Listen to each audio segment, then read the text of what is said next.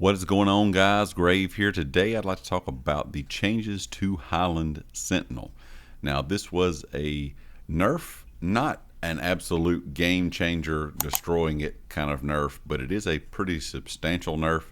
This, of course, is in the public test server patch notes for update 47, so things could change. But this is kind of a situational set anyway, but let's go ahead and hop right into it and talk about the changes that they did make.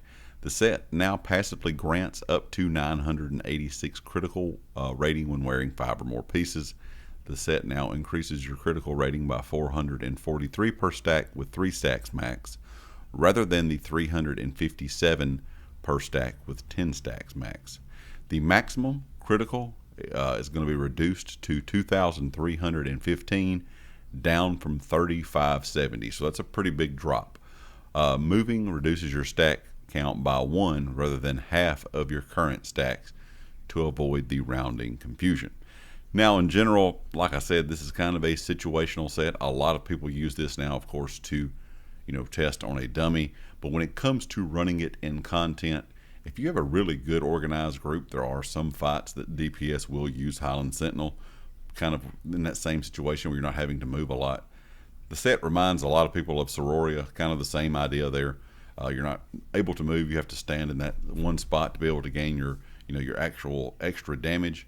But overall, Highland Sentinel was probably not being used by a lot of you out there, unless maybe you were testing stuff on a dummy. You might run a few dungeons and pug groups and things like that. Maybe a few pug trials where you know that a boss is going to be standing still, so it's going to be an easier fight for you to be able to use it. There were some fights that I might put Highland Sentinel on, might have it with me in my inventory, but I wouldn't wear it the entire time. So this is, like I said, a substantial nerf, but not a absolute destroying it kind of nerf. It's still going to be usable. It's still going to be good.